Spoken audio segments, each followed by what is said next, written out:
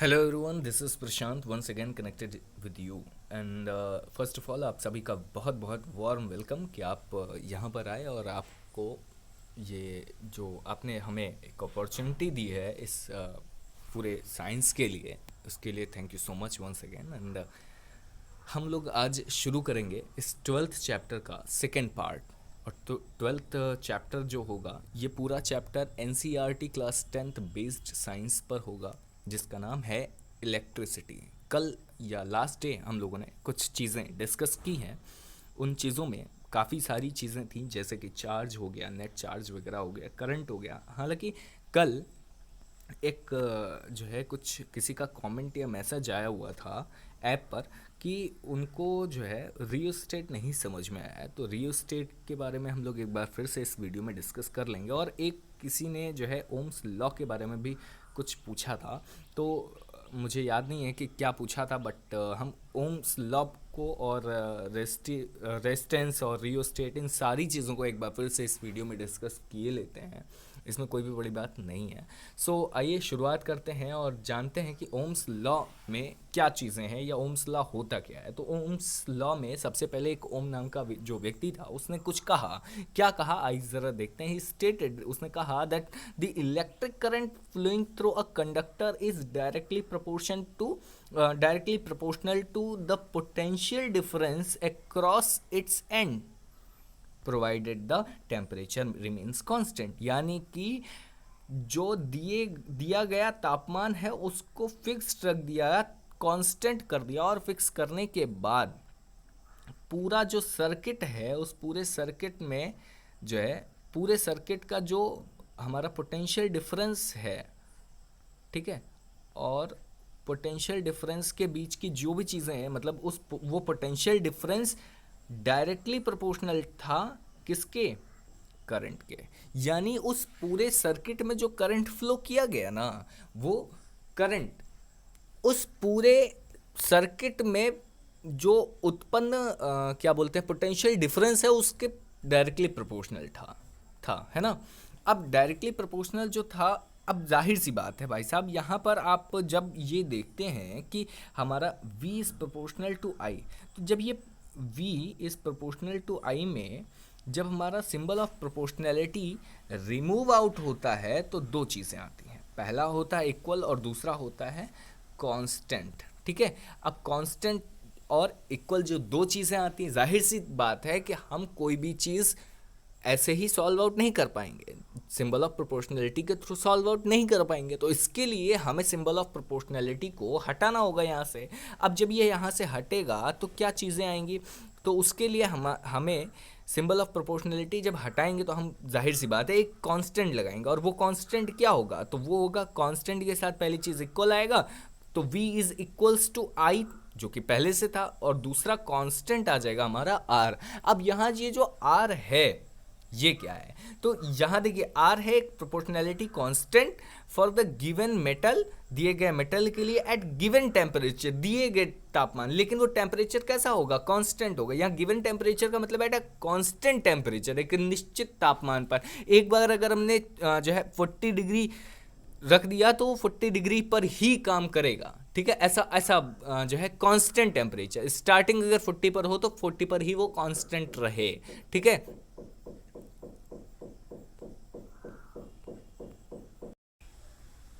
है ना।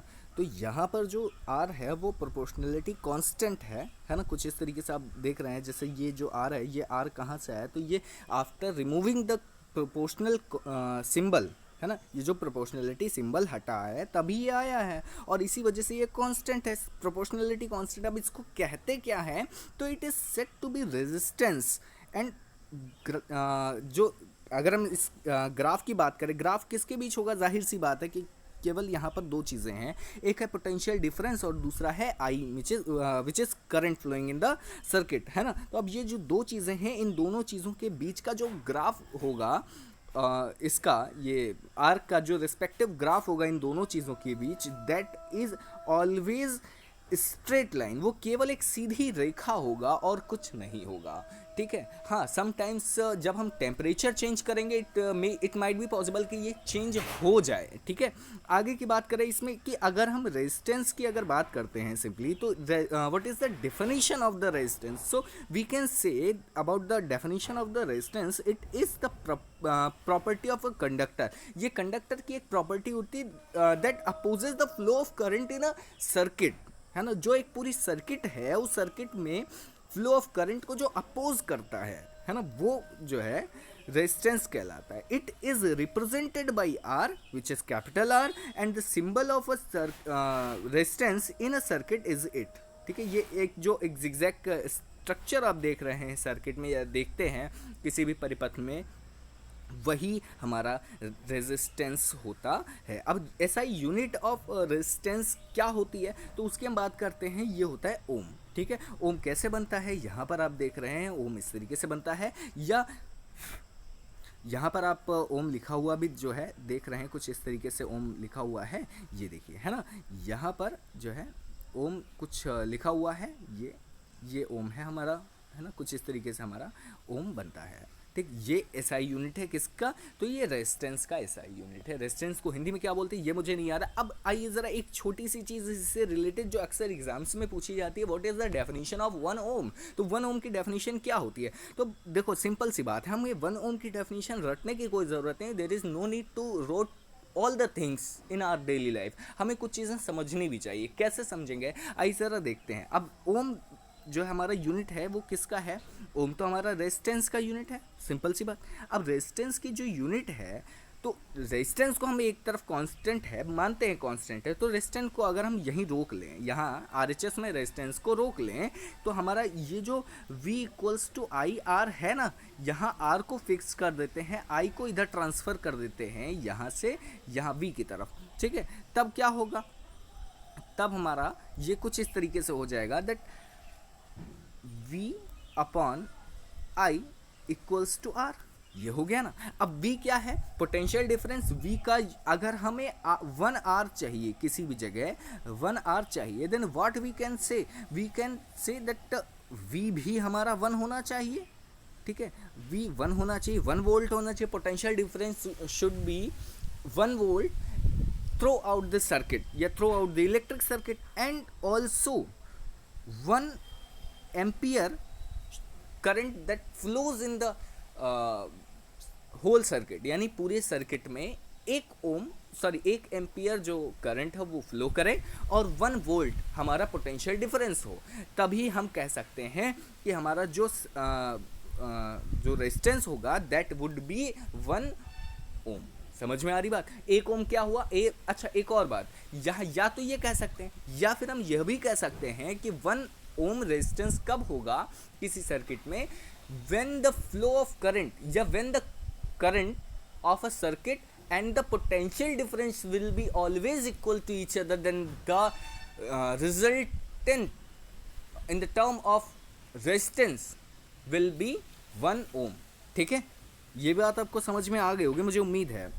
जब हमारा V और I दोनों इक्वल हो जाएगा, है ना, it might be possible sometimes, तो ये जो R होगा या ये जो रेजिस्टेंस होगा वो 1 ओम होगा, ठीक है। इसकी डेफिनेशन यहाँ पर जो दी गई है वो भी आप पढ़ लीजिए एक बार, उसको थोड़ा सा पढ़ लेते हैं, उसके बाद आगे की बात करते हैं। The resistance of a conductor is said to be 1 ohm when the potential difference across the conductor is 1 volt and the current flowing throughout the circuit is 1 ampere, ठीक है। यहाँ से आप चीज़ें देख रहे हैं, वही चीज़ें हैं जो मैंने आपको बताई हैं, 1 वोल्ट और 1 एम्पियर, 1 वोल्ट पोटेंशियल डिफरेंस और 1 एम्पियर क्या, करंट। जब फ्लो ऑफ करंट और ये दोनों एक एम्पियर है, तो जो हमारा रिजल्टेंट होगा वो 1, जो रेजिस्टेंस रिजल्टेंट के तौर पे बाहर आएगा वो रेजिस्टेंस हमेशा ही जो है 1 ओम होगा, ठीक है। आगे की बात करते हैं इसी के साथ, और जब आगे बढ़ते हैं देन हमारे पास आती है रियोस्टेट। रियोस्टेट क्या है, रियोस्टेट भी लगभग वही चीज़ है, बस फ़र्क ये है कि वहाँ जो रेजिस्टेंस अपोज करता है करंट को, फ्लो ऑफ करंट को अपोज करता है, वो बहने से रोकता है, ठीक। लेकिन यहाँ रियोस्टेट की जब बात आती है तो रियोस्टेट एक ऐसा कंपोनेंट है हमारा जो है एक इलेक्ट्रिक सर्किट में जो या तो करंट को इंक्रीज कर देता है या फिर करंट को डिक्रीज कर देता है, अंडरस्टैंड, है ना। तो करंट को इंक्रीज और डिक्रीज करने के लिए जो कंपोनेंट हम यूज़ करते हैं इलेक्ट्रिक सर्किट में, उसे हम रियोस्टेट कहते हैं। अब इसका सिंबल क्या होता है या ये कैसे काम करता है, तो ये काम उसी फॉर्मूले पर, ओम्स लॉ पर ही काम करता है, क्योंकि इंक्रीज और डिक्रीज करना है फ्लो ऑफ करंट को with the respect of potential difference. और ये सबसे इजीली अगर हो सकता है तो ओम्स लॉ के अकॉर्डिंग ही हो सकता है, which is V equals to I R, और V होता है पोटेंशियल डिफरेंस, R होता है रेजिस्टेंस, और I जो है वो करंट है फ्लोड इन द सर्किट में बहा हुआ, ठीक है। अब यहाँ हम जो है I का रिस्पेक्टिव वैल्यूज़ कुछ कैलकुलेट करते हैं। खैर इन सब से बहुत ज़्यादा मतलब आपको नहीं रखना है, आपको मतलब केवल एक चीज़ से रखना है कि what is the definition of the rheostat. तो और रियोस्टेट को कैसे लिखते हैं, कैसे रिप्रेजेंट करते हैं, ये इसका काम क्या होता है, ये सारी बातें हैं। मुझे उम्मीद है कि रियोस्टेट के बारे में आपको बहुत ईजिली समझ में आ गया होगा। अब हम क्या सकते हैं, हम कह सकते हैं to increase or to decrease the current accordingly in the circuit a component is used is called rheostat। Simple, वही जो बात मैंने आपको अभी बताई वही चीज़ है। एक सर्किट में, इलेक्ट्रिकल सर्किट में एक ऐसा कंपोनेंट जो फ्लो ऑफ इलेक्ट्रॉन्स यानी कि जो करंट को इंक्रीज कर दे या डिक्रीज कर दे, ठीक है, दैट इज नोन एज और that is called as rheostat, ठीक है। यहाँ स्पेलिंग गलत है, आप देख लीजिएगा, टी के बाद ई होना चाहिए था, ठीक है। अच्छा एक और बात, that regulates the current without changing the potential difference throughout the circuit and throughout with the first to the last, ठीक है, and it is represented by R H, ठीक है, आर एच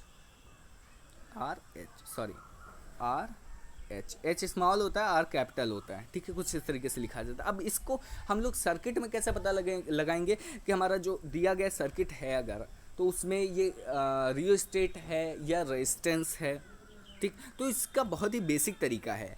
अगर हमारा जो है किसी भी इलेक्ट्रिक सर्किट में कुछ इस तरीके की चीज़ें यूज़ होंगी, ठीक है, तो वो एक रेजिस्टेंस बना है और एक क्रॉस अगर लग गया एरो, ठीक, तो वो क्या हो जाएगा, वो हमारा हो जाएगा एक जो है रियोस्टेट। और या तो क्रॉस लग जाए तब वो रेजिस्टेंस रियोस्टेट हो जाता है, या फिर एक इस तरीके का एरो यहाँ पर सीधा ड्रॉप आउट हो जाए एक रेजिस्टेंस पर, तब भी वो क्या हो जाता है, वो हमारा रियोस्टेट होता है, ठीक है। आगे की बात करते हैं। एक छोटी सी चीज़ रियोस्टेट में ध्यान रखने वाली है हमेशा कि a conductor has less resistance then more current will flow through it, यानी कि अगर रियोस्टेट के रिस्पेक्ट में बात हो रही है और एक ऐसा कंडक्टर यूज़ किया जा रहा है जिसमें रेजिस्टेंस हमेशा लेस है, कम है, तो कम रेजिस्टेंस में करंट हमेशा ज़्यादा फ्लो होगा। समझ में आ रही बात, कम रेजिस्टेंस में हमेशा करंट बहुत ज़्यादा फ्लो होगा, या जितना ही कम हमारा रेजिस्टेंस होगा करंट उतना ही ज़्यादा फ्लो होगा। रीज़न क्या है, जाहिर सी बात है, रेजिस्टेंस हमेशा करंट को अपोज करता है, या अब करंट क्या होता है, फ्लो ऑफ इलेक्ट्रॉन्स ही जो है हमारा करंट होता है। अब करंट को हम जितना ही रेजिस्टेंस को कम रखेंगे तो उतना ही ज़्यादा ये अपोज नहीं कर पाएगा, जब अपोज नहीं करेगा तो करंट उतना ही ज़्यादा फैलेगा, है ना, या फ्लो होगा। आगे की बात करते हैं। अब यहाँ पर हम बात करते हैं, यहाँ तक तो बातें हमारी ऑलरेडी कल हो चुकी थी, या लास्ट सेक्शन में हम लोगों ने डिस्कशन में इसको, इन सारी चीज़ों को सॉल्व आउट किया था, समझा था, लेकिन आज एक बार फिर से इसको डिस्कस कर लिया। अब यहाँ पर हम बात करते हैं about those factors which on which resistance of a conductor depends. ये जो कंडक्टर है उस कंडक्टर का जो रेजिस्टेंस है वो किन फैक्टर्स पर डिपेंड करता है, इस चीज़ को बात करते हैं, इस चीज़ की बात करते हैं। तो बेसिकली जो हमारी मेन चीज़ें हैं वो दो चीज़ें हैं, एक तो है लेंथ और दूसरा है मटेरियल ऑफ या नेचर ऑफ मटेरियल, जिस चीज़ से वो कंडक्टर बना है, ठीक है। अब लेंथ, अब यहाँ आपने देखा कि मैंने एक चीज़ की बात नहीं करी है, मैंने एरिया की बात नहीं करी। रीज़न क्या है, रीज़न ये है कि अगर हमारी लेंथ की बात की जा रही है तो हमें ये समझ जाना चाहिए कि एरिया अपने आप ऑलरेडी इंक्लूडेड है। कैसे है, ज़रा याद रखिएगा कि एरिया अगर हम कहीं भी निकाल रहे हैं तो उसकी लेंथ और ब्रीथ या हाइट, इन तीनों में से किसी मिनिमम दो चीज़ों की रिस्पेक्ट में होता है, ठीक। तो लेंथ कॉमनली हम लोग यूज़ करते हैं, लेंथ और ब्रीथ, ठीक। ठीक। तो इसीलिए अब अगर लेंथ आ गया है तो सेक्शनल एरिया हमेशा उसके लिए रिस्पॉन्सिबल होगा। याद रखिएगा, जहाँ भी रिस्पॉन्सिबल फैक्टर के नाम पर लेंथ का नाम आएगा या नाम लिया जाएगा, वहाँ पर एरिया अपने आप ही रिस्पॉन्सिबल फैक्टर इंक्लूड कर लिया जाएगा। ठीक है। तो फाइनली अब यहाँ पर चूंकि ये चीज़ें हमारी एनसीईआरटी में दिया ही है अलग से, देन हम लोग इसको यहीं पर डिस्कस कर लेते हैं कि फैक्टर्स जो हैं वो मेनली तो दो ही हैं, लेकिन हम लोग कह सकते हैं तीन। ठीक है। कौन कौन से? On its length, on it's cross sectional area, and the last one is the nature of the material. ठीक है। अब नेचर ऑफ द मटेरियल को हम लोग मेजर आउट बहुत ज़्यादा नहीं कर पाते हैं किसी फॉर्मूले के अकॉर्डिंग, बट दो चीज़ें जो हैं वो कौन कौन सी? Length and the sectional area. ठीक। इन दोनों चीज़ों के रिस्पेक्ट में हम लोग इस चीज़ को थोड़ा सा सॉल्व आउट करते हैं। अब वो क्या करते हैं, आइए ज़रा देखते हैं। हमने देखा कि हमारा जो रेजिस्टेंस है वो पहली चीज़ डिपेंड कर रहा है लेंथ पर। ठीक है। So resistance is directly proportional to L, ये कह दिया। दूसरा हमने देखा कि ये जो सेक्शनल एरिया पर डिपेंड करता है, एरिया नहीं कहा है, सेक्शनल एरिया। अगर हम एरिया कहेंगे तो R is directly proportional, R will directly proportional to A होगा, लेकिन अगर सेक्शनल एरिया की बात करते हैं तो R is inversely proportional to always A, मतलब एरिया। ठीक है, ये बात है। अब यहाँ हमने आर को इनवर्सली प्रोपोर्शनल कर दिया। अब ये जो दो चीज़ें मिली, पहला यहाँ पर आपने देखा कुछ, और ये दूसरा फैक्ट। ठीक। अब ये जो दोनों चीज़ें हैं, इनका LHS अगर हम देखें, लेफ्ट हैंड साइड देखें, देन दोनों जगह आर है ना। Hence we can say that R is proportional to L over A, या R is directly proportional to L over A, या L बटा A पर रेजिस्टेंस हमारा जो है डिपेंड करता है। ठीक। अब जाहिर सी बात है, देखो यहाँ फिर से वही चीज़ें आ रही हैं कि symbol of proportionality remove out होगा तो दो चीज़ें आएंगी, एक इक्वल और दूसरा कांस्टेंट। अब इक्वल और कांस्टेंट जब आएगा तो क्या आएगा? जो कांस्टेंट आएगा वो कुछ इस तरीके का होगा, यहाँ पर आपने बना देखा है। ये क्या है? अब ये हमारा एक रो है, ये एक कांस्टेंट है।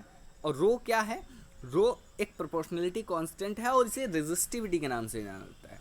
लेकिन काहे की रेजिस्टिविटी? तो resistivity of material which is used to make the conductor, या resistivity of material of conductor. Conductor के मटेरियल की रेजिस्टिविटी है, कंडक्टर के मटेरियल की रेजिस्टिविटी है। कंडक्टर के मटेरियल की रेजिस्टिविटी किससे शो आउट होती है? ये होती है रो से, RHO। ठीक है, रो। ठीक है। अच्छा, अब हमने ये चीज़ तो देख ली, यानी कि हमें एक फाइनली कंक्लूजन के तौर पर मिला, resistance will always equals to rho L over A। Understand? अब यहाँ से थोड़े से आगे ही बढ़ते हैं हम, और जब जैसे ही आगे बढ़ते हैं तो रेजिस्टिविटी जो है उसकी डेफिनेशन की बात आ जाती है। भाई साहब, लोग पूछ रहे थे कि what is the definition of the resistivity, या डिफाइन द रेजिस्टिविटी। तो डेफिनेशन ऑफ द रेजिस्टिविटी की अगर हम बात करें, फिर टॉक अबाउट द रेजिस्टिविटी या definition of the resistivity, then हम लोग बहुत इजीली जानते हैं। क्या जानते हैं? तो आइए ज़रा देखते हैं यहाँ पर। यहाँ the resistance offered by a wire, unit length and unit cross sectional area is called resistivity। समझ में आ रही बात? और यही 1 ओम जो है 1 ओम मीटर की भी डेफिनेशन होगी। जो डेफिनेशन हमारी यूनिट रेजिस्टिविटी की होगी, वही डेफिनेशन 1 ओम मीटर की होगी। क्यों? क्योंकि 1 ओम मीटर जो है, ओम यहाँ देखिए ओम और यहाँ मीटर, तो 1 ओम मीटर है, कुछ नहीं लिखा है तो 1 होता है। ठीक है। तो 1 ओम मीटर की जो डेफिनेशन होती है वो यूनिट रेजिस्टिविटी की डेफिनेशन इसलिए कहलाती है क्योंकि ohm metre is the SI unit of the resistivity. Understand? और कैसे आता है वो सारी चीज़ें यहाँ पर आपको दी गई हैं। ये हमारा जो यूनिट है वो कैसे निकला है। ठीक है। देखिए लेंथ है, लेंथ मीटर में होता है, एरिया है मीटर स्क्वायर में होता है। ठीक। और जो आर है, आर हमारा होता है, आर का जो यूनिट होता है वो ओम होता है। अब इन सारी चीज़ों को सॉल्व आउट किया और जो चीज़ हमारा बचा हुआ है उसका यूनिट हमारा निकल करके आ गया। ठीक है। यानी rho is equals to what of its unit, और मतलब जो बचा ना वो इसका यूनिट हो गया सॉल्व आउट करने के बाद। ठीक है। और सॉल्व करने के बाद हमारा बचा क्या है? तो वो बचा है ओम मीटर। ठीक है। अब थोड़ी सी आगे की बात करते हैं कि ये जो टेम्परेचर है वो बहुत ज़्यादा वेरी करता है लेकिन कुछ चीज़ों में, लेकिन फ़िलहाल अगर हम थोड़ी सी चीज़ों को और आगे बढ़ाएं ना, तो हम लोग देखते हैं कि जो हमारा इस स्पेशली जो रेजिस्टेंस है वो दो चीज़ों में लगा होता है, दो तरीके से लगा होता है, दो कैडेंस से अरेंज होता है।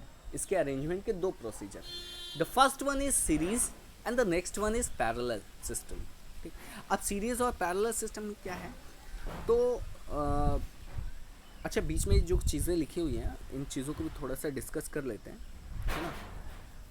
Resistantly of a material vary with the temperature. Resistivity of an alloy, homogeneous mixture of metals, is generally higher than of its constituent metals. And example is constant alloy of copper and nickel। ठीक है, अब यहाँ हम बात करते हैं alloy have high resistivity and do not oxidize or burn readily at high temperature.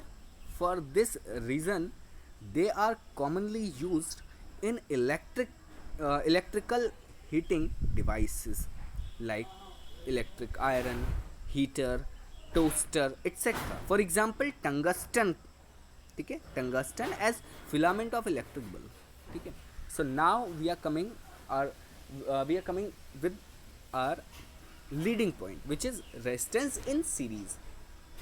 अब resistance series में कैसे होगा इसकी बात करते हैं। अच्छा, इसकी बात तो करें लेकिन उससे पहले हमें ये समझना चाहिए कि जब भी कभी रेजिस्टेंस हमारा सीरीज सिस्टम में लगा होगा, अरेंज होगा, तो हमारा जो इफेक्टिव रेजिस्टेंस होगा that would be always maximum, वो सबसे ज़्यादा होगा अपने स्तर का। ठीक है, जो इफेक्टिव रेजिस्टेंस होगा, इफेक्टिव का मतलब कंप्लीट या टोटल, ठीक है, वो मैक्सिमम होगा। लेकिन अगर वहीं पैरेलल की बात करी जाएगी, यहाँ अगर हम सीरीज़ की जगह पैरेलल कर देंगे दैट वुड बी ऑलवेज अगर इफेक्टिव की बात करें तो इफेक्टिव हमेशा मिनिमम पॉइंट में चला जाएगा। ठीक है, मैक्सिमम में नहीं जाएगा। अच्छा, अब यहाँ आप एक फिगर बना हुआ देख रहे हैं, ये एक सर्किट का फिगर है। इसमें तीन रेजिस्टेंस R1, R2, R3 जुड़े हुए हैं, एक बैटरी है, एक स्विच है और करंट फ्लो हो रहा है कुछ आपके यहाँ पर कुछ इस तरीके से, इस डायरेक्शन में यहाँ से ऐसे करके फ्लो हो रहा है।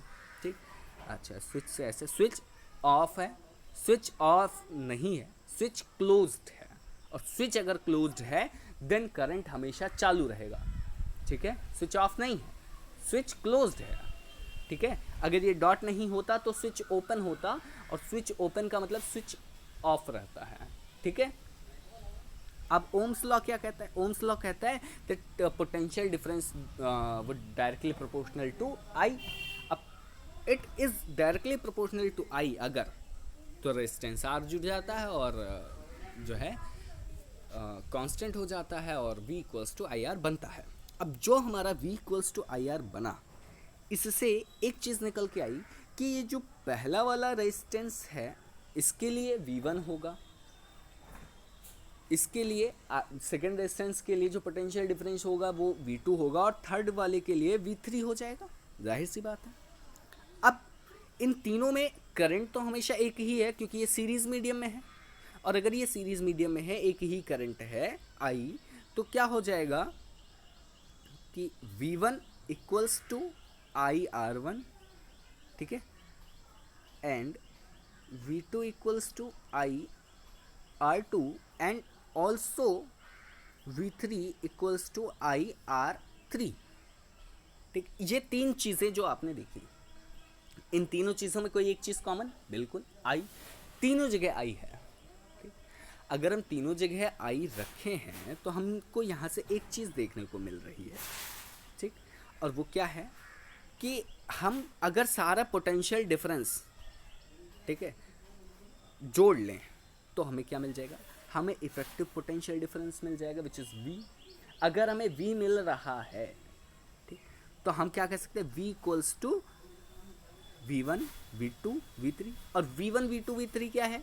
तो V1 V2 V3 क्या हो सकता है? जाहिर सी बात है कि हम V1 और V2 V3 तीनों की डेफिनी वो जो अभी हम लोगों ने निकाला ना, IR1 IR2 IR3, है ना, यहाँ भी लिखा हुआ है, आप ऐसे देख सकते हैं। इन तीनों की वैल्यू यहाँ पुट कर देंगे, और जब पुट कर देंगे तब ज़रा देखिएगा, तब होगा ये जो आपने नीचे देखा। क्या देखा? V का डेफिनेशन होता है या इफेक्टिव पोटेंशियल डिफरेंस होता है IR, ठीक है। और जो हमारा V1 V2 V3 का एडिशन आया वो क्या आया? IR1 plus IR2 plus IR3, ठीक है। अब इन तीनों से एक चीज़ जो हमें कॉमन मिल रही है, अभी हमने आपको बताया ना, वो क्या है? वो है I, करंट, ठीक है। थ्रू आउट द सर्किट हमेशा करंट एक जैसा है, ठीक। अब वहाँ से हमें मिला क्या? तो V को हमने रिप्लेस कर दिया किससे? IR से, IR से, और V1 V2 V3 को जो उनका रिस्पेक्टिव ऑर्डर उससे हमने चेंज कर दिया, और यहाँ जो कॉमन मिल रहा था उसको बाहर कर लिया, वो चीज़ I, ठीक है। अब इसके साथ ही हमने देखा I से I कैंसिल आउट हो गया, हमारे पास बचा क्या भाई साहब?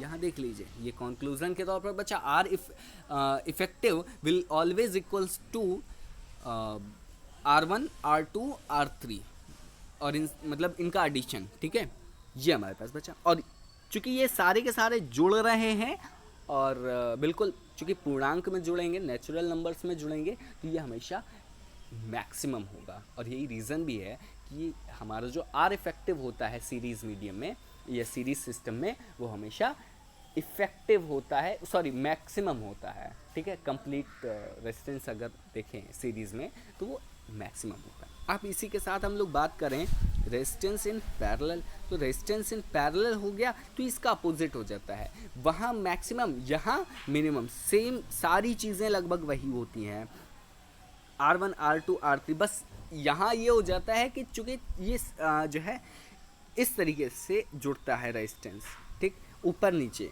तो जब ये ऊपर नीचे जुड़ता है ना, करंट डिवाइड हो जाता है। जब ये करंट डिवाइड हो जाता है तब पोटेंशियल डिफरेंस हमेशा इक्वल रहता है, ठीक। अब जब पोटेंशियल डिफरेंस यहाँ पर इक्वल रहेगा, जो आप फिगर में देख रहे हैं, इस तरीके से हम क्या कह सकते हैं? हम कैलकुलेट करेंगे I का, कैलकुलेशन करेंगे किसका? I का।